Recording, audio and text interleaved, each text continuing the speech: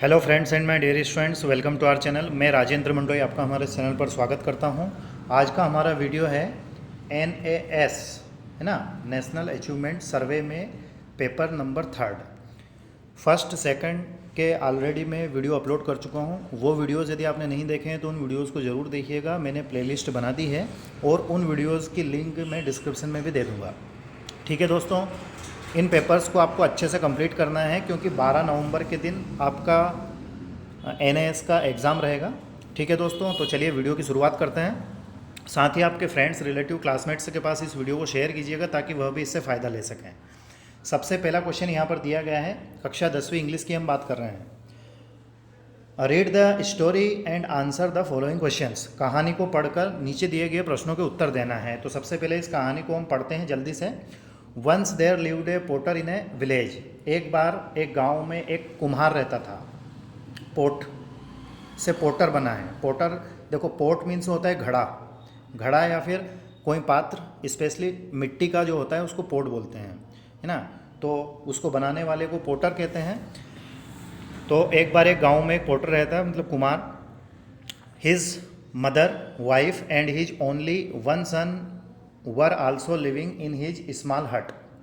उसकी माताजी, उसकी पत्नी और उसका सिर्फ एक लड़का एक छोटी झोपड़ी में रहते थे। हट मीन्स झोपड़ी होता है। The wife of the potter use to quarrel with her mother in law.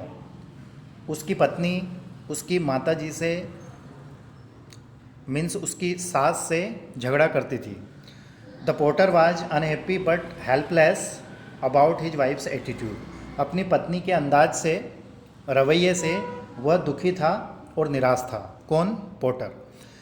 The quarrels were getting more and more frequent day by day.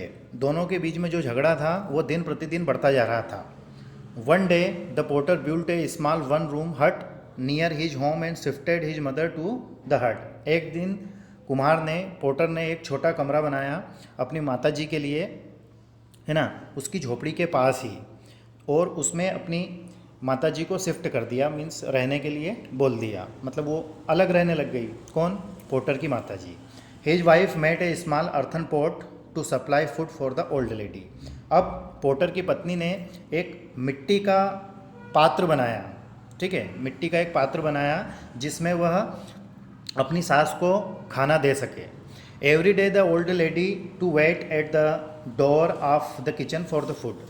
प्रतिदिन वह बूढ़ी महिला, बूढ़ी महिला कौन है? पोटर की माताजी है। वह किचन के दरवाजे पर खड़ी रहती थी भोजन का इंतजार करने के लिए। हर daughter in law used to drop the left over food into the pot. Daughter in law का अर्थ होता है बहू। क्या अर्थ होता है? बहू। तो बूढ़ी महिला की जो बहू थी, मीन्स पोटर की जो वाइफ थी, वह बचा हुआ जो भोजन था, रहता था, वह उसकी सास के उस पात्र में डाल देती थी। लेफ्ट ओवर का अर्थ होता है बचा हुआ। The potter's son watched this activities of his mother. अब पोटर का जो एक ही लड़का था, वह लड़का अपनी माताजी की, दैट मीन्स पोटर की वाइफ का, ये जो रवैया था, जो गतिविधियाँ थी, उसको देखता था, वो छोटा बच्चा। ही लाइक्ड हिज ग्रैंड माँ वेरी मच। और वह अपनी दादी माँ को बहुत पसंद करता था। One day he began to make a pot. एक दिन वह एक पात्र बनाने लगा। कौन बनाने लगा? छोटा बच्चा। His mother asked him. तो उसकी माताजी ने उससे पूछा, why are you making this pot?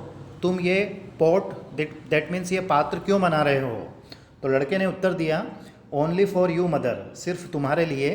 That small boy answered innocently. Innocently का अर्थ होता है मासूमियत के साथ। उस छोटे बच्चे ने मासूमियत के साथ ऐसा उत्तर दिया कि ये पात्र जो है वो मैं तुम्हारे लिए बना रहा हूँ। When you grow old like my grandma, this pot will be useful for you. जब तुम बूढ़ी हो जाओगी तो यह पात्र तुम्हारे लिए उपयोगी होगा। I would keep it safely for that day. और उस दिन के लिए मैं इसे संभाल कर रखूँगा। किसे संभाल कर रखूँगा? उस पात्र को। The words only for you mother kept ringing in the ears of the daughter in law. अब डॉटर इन लॉ मीन्स बहू के कान में ये शब्द गूंजते रहे। ओनली फॉर यू मदर, माताजी तुम्हारे लिए, जो बच्चे ने कहे थे वो शब्द उसके कानों में गूंजते रहे। This made her think about her behaviour towards her mother in law. और इन सब, ये जो शब्द हैं, ये उसकी सास के प्रति जो उसकी उसका बिहेवियर था, रवैया था, है ना, उसके बारे में था। कहा था उसने, सी रियलाइज्ड हर इल ट्रीटमेंट, और उसका जो बुरा व्यवहार था, बर्ताव था, उसका उसे फिर एहसास हुआ किन शब्दों के द्वारा जो बच्चों ने उसको कहे थे, उस बच्चे ने कहे थे। And apologized to the old lady. Apologized का अर्थ होता है क्षमा मांगना, है ना। तो फिर उस बहू ने अपनी जो सास है, ओल्ड लेडी है, उससे क्षमा मांगी। She took the old lady back to home, और वह फिर उस बूढ़ी महिला को अपने घर में ले आई रहने के लिए। And treated her with love thereafter, और उसके पश्चात उससे प्रेम से बर्ताव करने लगी। ठीक है, तो इस स्टोरी को हमने पढ़ा है और समझा है। अब इसके आधार पर हमें प्रश्न के उत्तर देना है। तो ये इस प्रकार के पैराग्राफ को पढ़कर जब भी हम प्रश्न के उत्तर देते हैं तो सबसे इम्पोर्टेंट चीज़ रहती है कि हम स्टोरी को अच्छे से समझें, उसके बाद में क्वेश्चन को समझें। और क्वेश्चन हम समझ गए तो आप आंसर मान लीजिए कि मोर देन 80% आप आंसर सही लगाएंगे। जैसे potter's mother, wife and his only son were also living with him in a, मतलब पोटर की माताजी, उसकी पत्नी और उसका लड़का ये कहाँ रहते थे? तो कहाँ रहते थे? ह्यूज हट मतलब बड़ी झोपड़ी, मड हट मतलब मड मतलब होता है कीचड़ या मिट्टी का घर, स्मॉल हट मतलब छोटी झोपड़ी, रेन हट मतलब जिसमें वर्षा होती है। तो छोटी झोपड़ी में रहते थे, तो ऑप्शन नंबर बी इसका सही रहेगा। The wife of the potter used to quarrel with, potter की पत्नी झगड़ा करती थी, तो किसके साथ करती थी? मदर इन लॉ मतलब सास होता है, सिस्टर इन लॉ मतलब साली होता है, और ब्रदर इन लॉ मतलब साला होता है, और फादर इन लॉ मतलब ससुर होता है। तो अपनी सास से झगड़ा करती थी, तो ऑप्शन नंबर फर्स्ट सही रहेगा। अगला क्वेश्चन नंबर 3 है, द पोटर्स वाइफ मेड ए, रिक्त स्थान पोट, पोटर की पत्नी ने क्या बनाया? मतलब पोट बनाया था, तो किसका पोट बनाया था? चाइना पोट मतलब चाइना, माफ़ कीजिएगा, चाइना क्ले मतलब जो चाइन बोन होती है, जो चाइना की मिट्टी होती है, उससे बनाया था। पोप से बनाया था, प्लास्टर ऑफ पेरिस से बनाया था। मेटल मतलब किसी धातु का बनाया था, या फिर अर्थन या मिट्टी का बनाया था, तो मिट्टी का पोट बनाया था, है ना। ऑप्शन नंबर डी सही रहेगा। क्वेश्चन नंबर 4 है, द स्टोरी टीचेस अस, कहानी हमें शिक्षा देती है। क्या शिक्षा देती है? Love and respect our elders, मतलब अपने जो बड़े हैं, बूढ़े हैं, उनसे प्रेम करो और उनका सम्मान करो। क्वेश्चन नंबर 5 है, the boy was making the pot for, छोटे लड़के ने एक पात्र बनाया था, तो किसके लिए बनाया था? तो ग्रैंड माँ के लिए नहीं बनाया था, पिता के लिए नहीं बनाया था, हिमसेल्फ उसके लिए नहीं बनाया था, किसके लिए बनाया था? उसकी स्वयं की माता जी के लिए बनाया था। और वो इसलिए बनाया था ताकि उसको ये एहसास हो सके कि जो वह दादी माँ के साथ व्यवहार करती है वो गलत है, उसका एहसास दिलाने के लिए। क्वेश्चन नंबर 6 है, the place to cook food, मतलब भोजन कहाँ बनाया जाता था इस स्टोरी में? किचन, गैलरी, वरांदा या ड्राइंग रूम? तो किचन में बनाया जाता था। अब कैसे पता चलेगा किचन में बनाया जाता था? वो ऐसे पता चलेगा क्योंकि उसकी जो वो सास थी, वो प्रतिदिन, देखो यहाँ लिखा हुआ है, every day the old lady had to wait at the door of kitchen, kitchen के दरवाजे पर, तो किचन में भोजन बनाया जाता था। ठीक है दोस्तों, इसी प्रकार से दूसरी स्टोरी है, तो जो दूसरी स्टोरी है ये मॉडर्न एटिकेट पर है। एटिकेट का अर्थ होता है मैनर्स, ठीक है, और जो रहन सहन है उसको एटिकेट कहते हैं, बिहेवियर। तो पहला क्वेश्चन है, इसको आप पढ़िएगा, अच्छे से समझ में आएगा। नहीं आए तो आप मुझे कमेंट्स करके बता सकते हैं, मैं हिंदी एक्सप्लेन करके इसके आंसर अच्छे से आपको बताऊंगा, है ना। जैसे पहले का है, modern etiquette is an art, तो ऑप्शन नंबर सही रहेगा। अगला है, पावर ऑफ स्पीच डेवलप्स, तो गुड कम्युनिकेशन। अगला है, modern etiquette includes having a clear idea of topics day to day, being famous means to popular, the synonym for progress in pages is develop, और 12वां है, to be sociable is a great asset. 18वां question है ना, इसमें लिखा हुआ है, मतलब they study these advertisement and answer the questions given below, मतलब इस पिक्चर को, इस एडवर्टाइजमेंट को पढ़कर समझकर प्रश्नों के उत्तर देना है। तो इसमें मैं आपको बता देता हूँ, वैसे क्लियरली विजुअल नहीं है, ये ठीक से नहीं दिख रहा है, लेकिन मैं आपको बता देता हूँ। यहाँ पर एक क्रॉस लगा हुआ है, तो ये क्रॉस लगा हुआ है जंक फूड पर।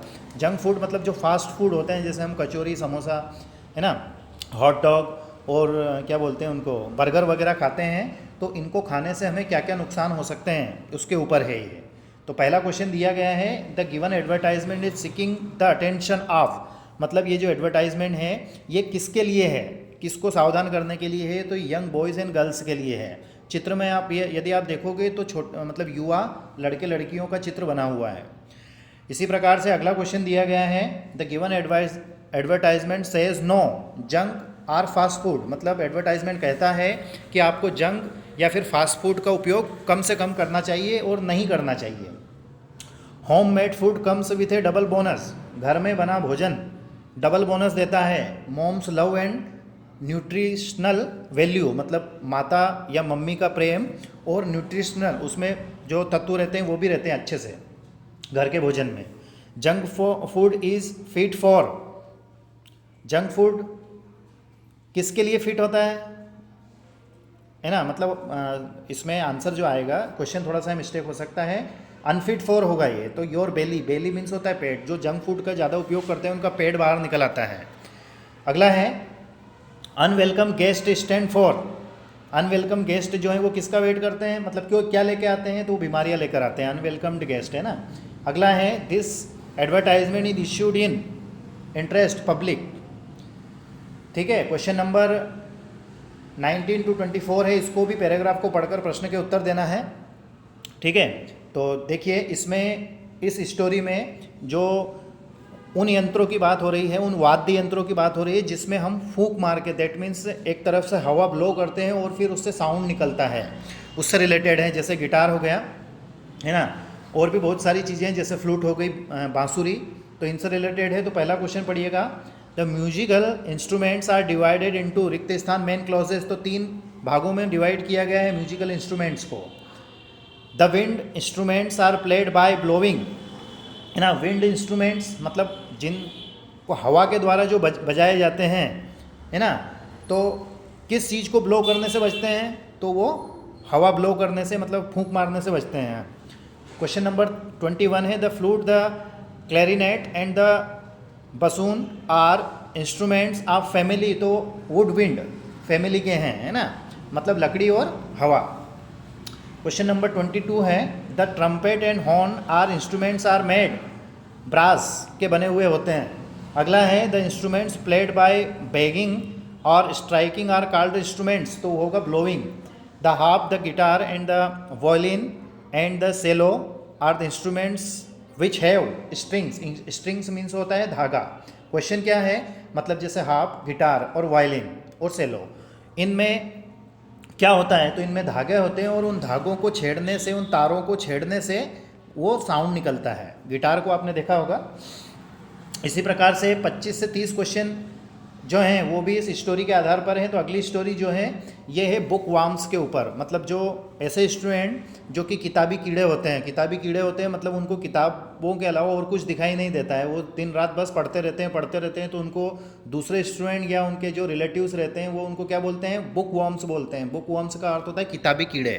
तो पहला क्वेश्चन दिया गया है 25वां, जैसे students who are very fond of reading books are labelled, मतलब वह छात्र छात्राएं जो जिनको किताबें पढ़ने का शौक रहता है तो उनको कहा जाता है, तो उनको बुक वार्म्स कहा जाता है, दैट मीन्स किताबी कीड़ा। क्वेश्चन नंबर 26 है, students who shine in athletics are in sports spend time in energy in a sports arena. Arena का अर्थ होता है अखाड़ा। ठीक है। क्वेश्चन नंबर 27 है, academic hours has a glamour which unique. Question number 28 है, playing games makes the sports man healthy and vigorous. Question number 29 है, the similar word for syllabus in pages curriculum. Question है, इस paragraph में syllabus का similar शब्द कौन सा है। सिलेबस मतलब होता है पाठ्यक्रम, क्या होता है, पाठ्यक्रम, और करिकुलम मतलब भी पाठ्यक्रम ही होता है।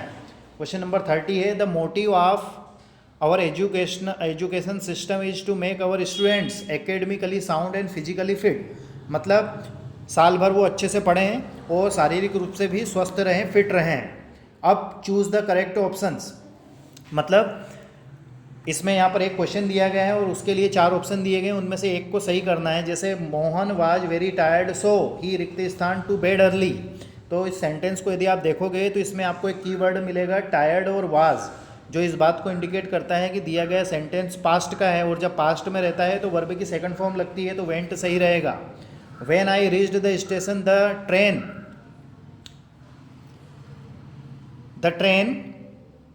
Sorry, when I reached the station the train. एक सेकंड, इसका आंसर एक बार। तो इसका जो सही आंसर होगा वो होगा हेड लेफ्ट। अगला है वी हैव। अब वी हैव, हैज़ और हैव जो है ये प्रेजेंट परफेक्ट की हेल्पिंग वर्ब है और प्रेजेंट परफेक्ट में मेन वर्ब लगती है, वर्ब की थर्ड फॉर्म। तो यहाँ पर ऑप्शन नंबर बी सही रहेगा, और है ना। सोनू एंड मोनू रिक्त स्थान गुड फ्रेंड्स। तो सोनू और मोनू अच्छे मित्र हैं, तो प्लूरल सब्जेक्ट रहता है तो आर हेल्पिंग वर्ब का यूज़ होता है। अगला क्वेश्चन है you run fast you can win the race. यदि तुम तेज दौड़ते हो तो रेस जीत जाओगे। तो इफ़ का अर्थ क्या होता है? यदि होता है। 36वां क्वेश्चन है सर प्लीज़ रिक्त स्थान आई कम इन। तो जब हम कोई अनुमति लेते हैं, परमिशन लेते हैं, तो मे का यूज़ होता है। अगला है इज़ ए गुड एक्सरसाइज। तो swimming is a good exercise. अगला है आई थ्रू अवे द चेयर। मैंने चेयर फेंक दी, तो कौन सी? टूटी हुई चेयर, तो ब्रोकन आएगा। अगला है इट रिक्त स्थान फॉर 2 डेज। तो हैज़ बीन रेनिंग आएगा। अब हैज़ बीन रेनिंग क्यों आएगा? क्योंकि यहाँ पर एक कीवर्ड देखिएगा, फॉर लिखा हुआ है, FOR फॉर, और होता है सिंस। तो ये आपने पढ़ा होगा प्रेजेंट परफेक्ट कंटिन्यूअस में, ठीक है। और प्रेजेंट परफेक्ट कंटिन्यूअस में सिंस और फॉर का यूज़ होता है, और उसमें हेल्पिंग वर्ब जो लगती है वो लगती है हैज़ बीन और हैव बीन, ठीक है। तो यहाँ पर क्या आएगा? इट के साथ में क्या आता है? हैज़ आता है। तो हैज़ बीन और वर्ब की थर्ड फॉर्म, तो वो आएगा has been raining for 2 days. चौथा क्वेश्चन है, माफ़ कीजिएगा 40वां क्वेश्चन है as soon as the teacher entered the class the student stood. Next question है I love to listen music. अगला है आई रिक्त स्थान like to have a cup of tea. तो I would like to have a cup of tea, मतलब मैं एक cup चाय पीना चाहूँगा। You ought to obey your parents, ठीक है। ओब्लिगेशन के लिए ought का यूज़ होता है, ought to का। The traffic doesn't start the signal is green, मतलब ट्रैफिक तब तक रुका हुआ रहेगा या तब तक शुरू नहीं होगा जब तक कि सिग्नल हरा नहीं हो जाता। तो अंटिल, क्योंकि जब तक, अंटिल का अर्थ होता है जब तक। The frog jumped the well. Frog मतलब होता है मेंढक। मेंढक कुएं में कूद गया। तो जब गति में कोई चीज़ किसी दूसरे माध्यम में जाती है, मतलब मेंढक पहले बाहर था, फिर वह पानी में गया, मतलब मीडियम चेंज हुआ। तो जब मीडियम चेंज होता है तो हम इनटू का यूज़ करते हैं। अगला है द पैसेंजर सीट रिक्त स्थान द ड्राइवर। पैसेंजर मतलब सवारी, ड्राइवर के पीछे बैठी, तो बिहाइंड मतलब पीछे होता है। तो ऑप्शन नंबर डी सही रहेगा। अगला है डिस्ट्रीब्यूट द स्वीट्स रिक्त स्थान द चिल्ड्रन। तो चिल्ड्रन यहाँ पर प्लूरल है, मीन्स बहुवचन है। तो जब बहुवचन होता है तो अमंग का यूज़ होता है, मतलब बच्चों में मिठाई बांट दो या बच्चों के बीच में, तो अमंग आएगा। अगला है आई फाउंड रिक्त स्थान 1 रुपी नोट। तो यहाँ पर क्या आएगा? ए आएगा। क्यों आएगा? क्योंकि इसके उच्चारण की शुरुआत हिंदी वर्णमाला के व्यंजन से हो रही है। वह क्या है? हिंदी वर्णमाला का व्यंजन है। उसी प्रकार से क्वेश्चन नंबर 49 है mister Ramesh is honest. Honest Hindi वर्णमाला का क्या है? स्वर है, तो एन का यूज़ होगा। Shri Ramnath Kovind is the president of India. Ramnath Kovind Bharat के क्या हैं? राष्ट्रपति हैं। सोनाली हैज़ ओनली फ्रेंड्स इन। तो फ्यू आएगा। क्यों आएगा? क्योंकि फ्यू जो है वो माफ़ कीजिएगा काउंटेबल है। काउंटेबल के पहले फ्यू का यूज़ होता है और अनकाउंटेबल के पहले लिटिल का होता है। तो ये क्या है? काउंटेबल है, तो क्या आएगा? फ्यू। डू यू हैव रिक्त स्थान बुक ऑन हिस्ट्री एनी। क्यों? क्योंकि सेंटेंस जो है क्वेश्चन है। जब क्वेश्चन रहता है तो एनी का यूज़ होता है। अगला है Anil goes to school day every day. Anil रोज स्कूल जाता है। 54वां क्वेश्चन है वी रिक्त स्थान पे आवर टैक्स। जब कोई चीज़ जरूरी ही होती है ना, वो करना ही होता है, उस समय मस्ट का यूज़ करते हैं। अगला है Mount Everest is the peak. तो हाईएस्ट मतलब सुपरलेटिव डिग्री के पहले किसका यूज़ होता है? द का। तो सुपरलेटिव डिग्री कौन सी है? हाईएस्ट है। 56वां क्वेश्चन है the tea is hot to drink. तो यहाँ पर क्या आएगा? TOO टू, और टू का यूज़ आपने पढ़ा होगा। नहीं पढ़ा हो तो ग्रामर फॉर ऑल के नाम से हमने प्लेलिस्ट बना रखी है, उसमें सारी ग्रामर दी गई है, हमने अच्छे से पढ़ाई हुई है।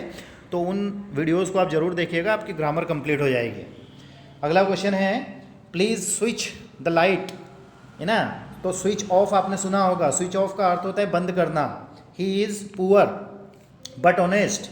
वह गरीब है परंतु ईमानदार है। Rohit will not play because he is tired. Rohit नहीं खेलेगा क्योंकि वह थका हुआ है। No sooner did the rat see the cat then. क्यों? क्योंकि नो सुनर का एक जोड़ा होता है, उसके साथ में आता है THAN देन, है ना। तो नो सुनर क्या आएगा? देन आएगा। इसी प्रकार से 61 नंबर पे क्वेश्चन दिया गया है। क्वेश्चन को समझना इंपॉर्टेंट है। जैसे which of the following words mean both to tolerate an animal, तो बियर, बियर मीन्स होता है सहन करना। अगला है some of our army personnel work in bed, तो आएगा वेदर, वेदर मतलब होता है मौसम।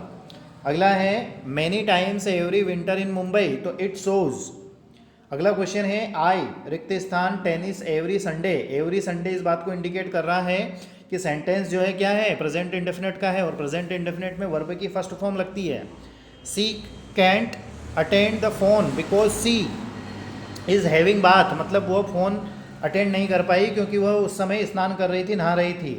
66 क्वेश्चन है babies when they are hungry, babies मतलब प्लूरल है, बहुवचन है, तो बहुवचन के साथ वर्ब की फर्स्ट फॉर्म आती है प्रेजेंट इंडेफिनिट में।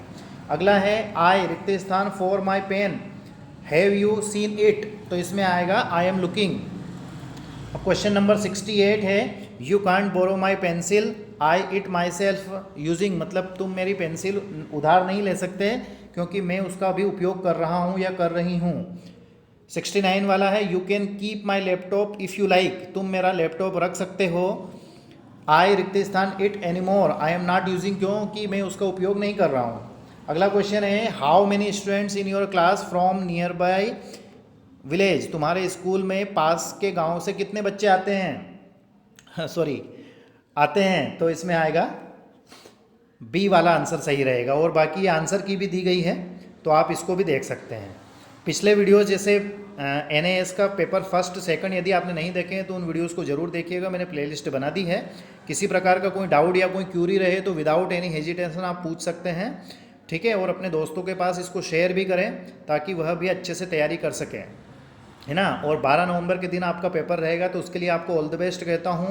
और उस बीच में आपको किसी प्रकार का कोई डाउट या कोई क्यूरी रहे तो विदाउट एनी हेजिटेशन आप कमेंट्स करें, I will try to solve your problem. Okay, thank you very much for watching and please take care of your self.